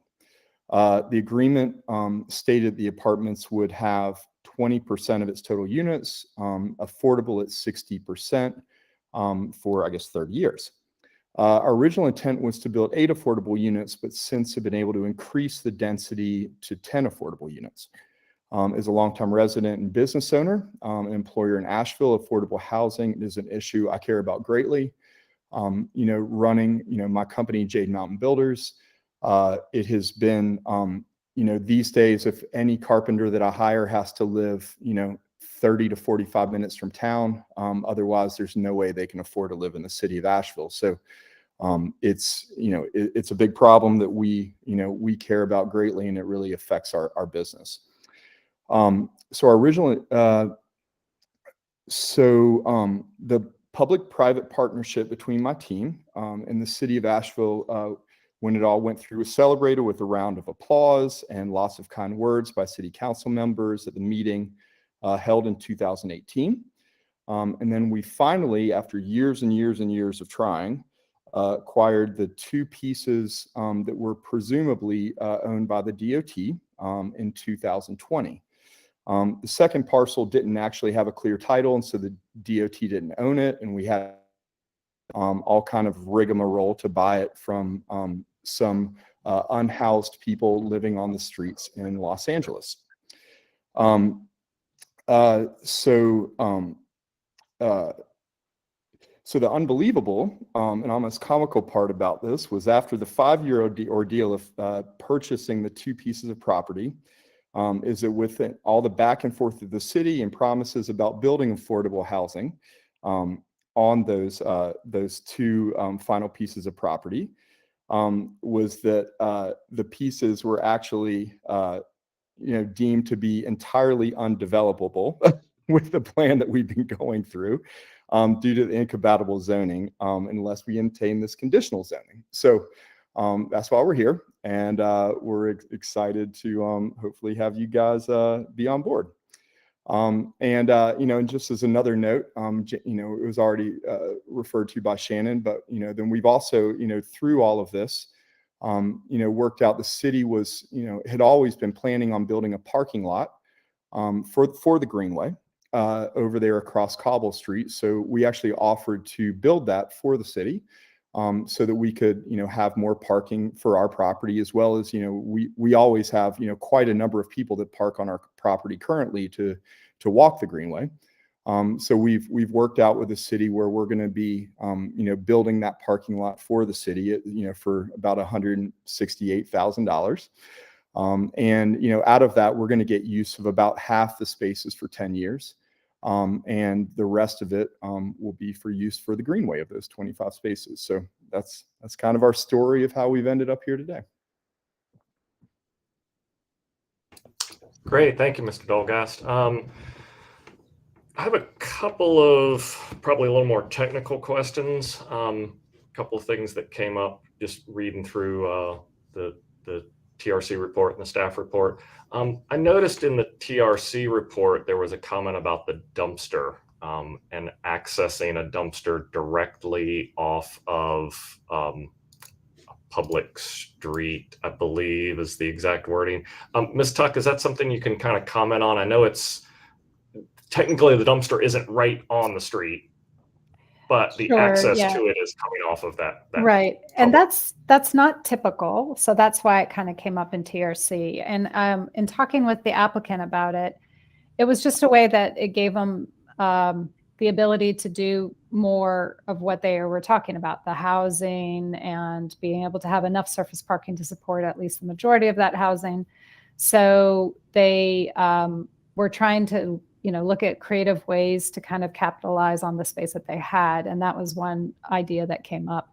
That had actually been approved by the city's traffic engineer as part of the level 2 application. So we did discuss it most recently again at the TRC, but seeing as how this project was so far down the road in its design, it didn't really make sense to go back and see if we could figure something else out. It would have dramatically changed the project. So, okay, that makes sense. I know the other reason I kind of keyed into that is, it's not directly next door to residential, but I know there have been complaints, concerns voiced among other neighborhoods around, people in other neighborhoods of like commercial businesses butting right up to residential districts and the dumpster companies showing up at 5 a.m., which clearly is a whole nother issue in violation of the noise ordinance. But like, how do we even at this level start to get them as far away as possible so that we don't even have those issues to begin with? Yeah. So the dumpster, it's got to go somewhere on the site, and it's going to be a potential noise issue, probably regardless of where it goes. In this particular case, our concern was more about, from the city's perspective, was more about those trucks traveling over the sidewalk. So we did learn from the applicant, or were careful to design so that the trucks can completely cross the sidewalk. So they won't be blocking the sidewalk as a result of any of their maneuvering. So it's just a crossover and then cross back out. So, so that was a positive of the design. And then I think that the construction of the driveway / sidewalk, that crossing piece, that'll all be looked at our Public Works Department to make sure that it can withstand that movement. So yeah, certainly pulling the dumpster further off so that the truck can get fully on there and it's not, blocking the street, blocking the sidewalk is definitely a big thing. I'm curious about the phasing of this, and perhaps Mr. Dolgast, you can better answer this. I mean, what are we talking about time frame between, obviously just, building A being done and the rest of the site work, and then building C coming on board? It's perhaps somewhat of a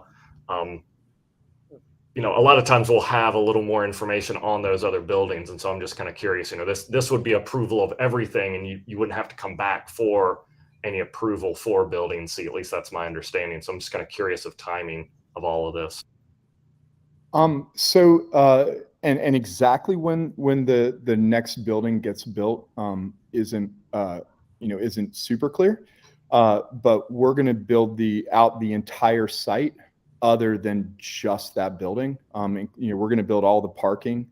I think Suzanne can kind of, probably answer that question a little bit better than I am, because I know there's a lot of more technical things about how we need to do it.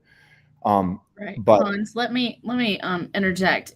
Shannon, if you could pull up the site plan, Chair, what we're planning to do, if you could go to that rendered one, because it highlights in that yellow color.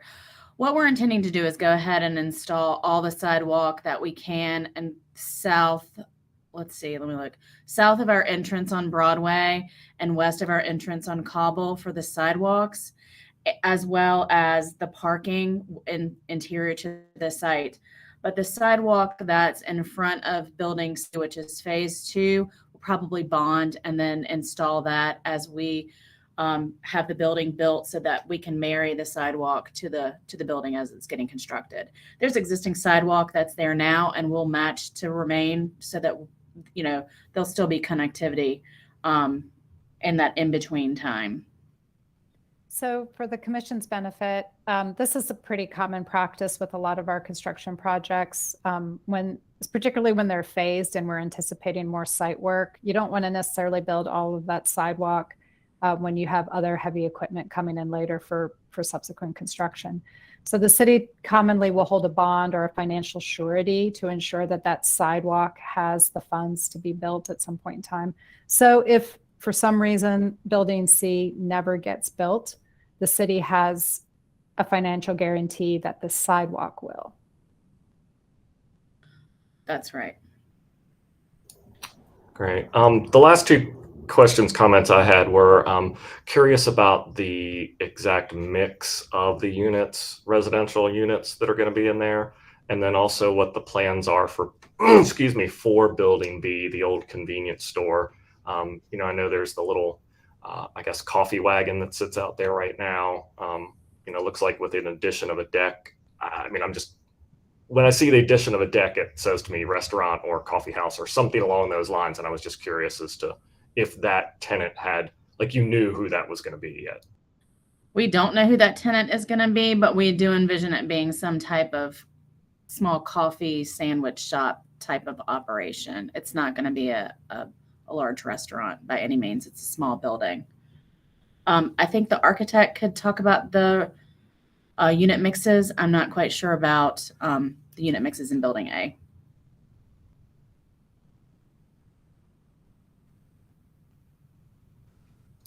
Hey, this is Jeff Dalton with Row House Architects, and I had that schedule pulled up, and now it went away. So give me a second on that, please. Well, while we're waiting for Jeff to pull that up, I wanted to mention just a couple of quick corrections to what Mrs. Tuck said in her presentation, which, by the way, was phenomenal. Our building height, Shannon, I think I had I had it wrong on our building summary. I double checked with Jeff today. The building height is 44 feet and 6 inches. So we're at we're underneath the 45 feet. And our parking, the 37 spaces is what was required. We're providing 46 on-site parking spaces.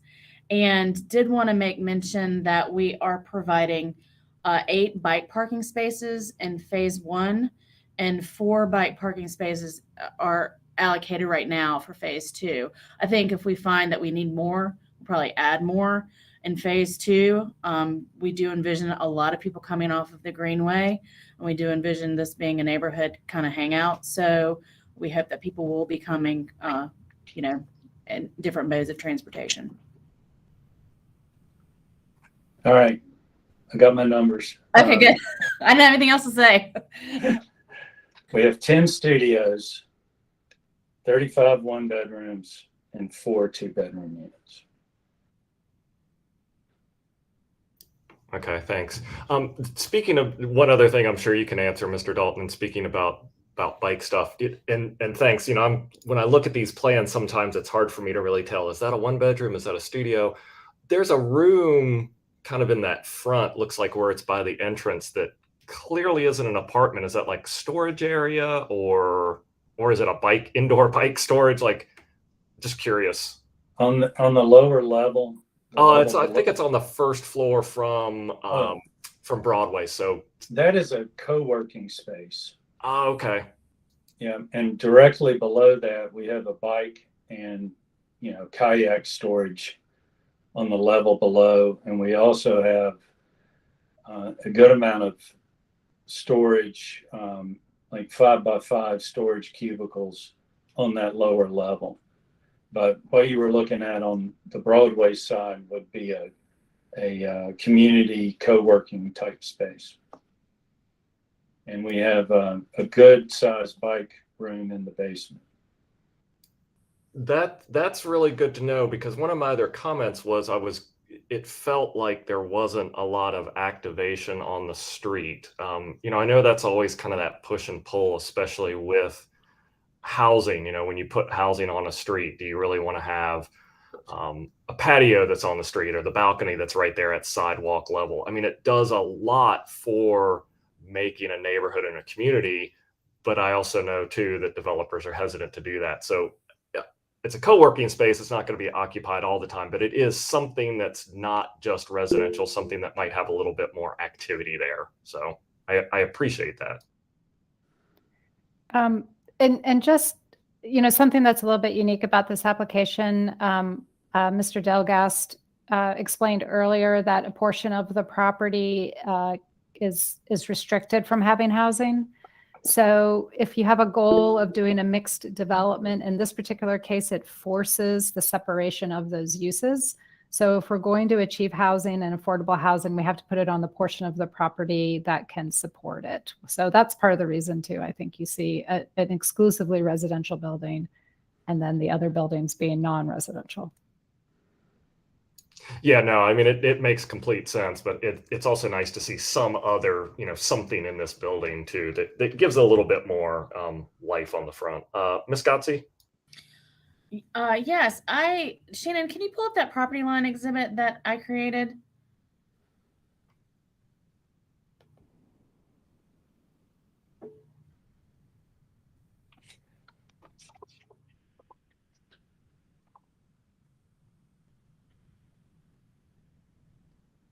Just to give you an idea of the level of what we're looking at in terms of land to develop. The red hatched area is the contaminated parcels. So there's the city-owned parcel that's blue underneath, and then a privately owned piece of property that was purchased that holds the gas station, the building itself. Those two parcels are excluded from having residential developed on top of them. So we were already forced, to head south with our development, and then you start looking at circulation and those kinds of things, and then the buildings start to get closer and closer to this, going towards downtown. So I think that kind of illustrates what Shannon was just mentioning. I'll just point out really quickly too, you recall from the future land use map that I showed that we're going to have to change a little bit of that. And it's because the properties on the end had formerly not been, they were publicly owned properties. It was Duke owned parcels, and can't remember if it was 2 parcels or 3 parcels, but that's why the tail was not already designated traditional corridor. Yeah, those are DOT parcels. So those were those 2 parcels there that are in green. No, that's really helpful. And, I'd kind of lapsed in memory until Mr. Dolgas mentioned that this had been that city property that was in the exchange and all that. So it's nice to see this finally come around to have something on it. So, well, let's go ahead and open for public comment at 7:02. Mr. Tu, are there any callers in the public comment queue? Chair, there are no callers. All right, thank you. We will close for public comment at 7:02. Is there any other discussion, comments, anything from other commission members?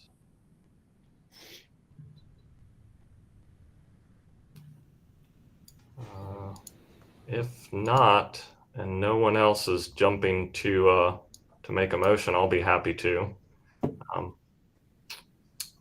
I move to approve the conditional zoning request for 6 properties located at 421, 425, 427, and 99999 Broadway Street from Neighborhood Corridor District NCD to Neighborhood Corridor District Conditional Zone NCD CZ, and find that the request is reasonable, is in the public interest, is consistent with the city's comprehensive plan, and meets the development needs of the community in that the request, 1, supports mixed-use infill development in a strategically located area targeted for growth, 2, provides housing units in proximity to transit, schools, and parks, and 3, supports the city's goals for affordable housing. Second. Motion and a second from Commissioner Faircloth. We'll do a roll call vote. Commissioner Levi. Aye. Commissioner Hoke. Aye. Commissioner Barton. Aye. Commissioner Bubenik. Aye. And Commissioner Faircloth. Aye.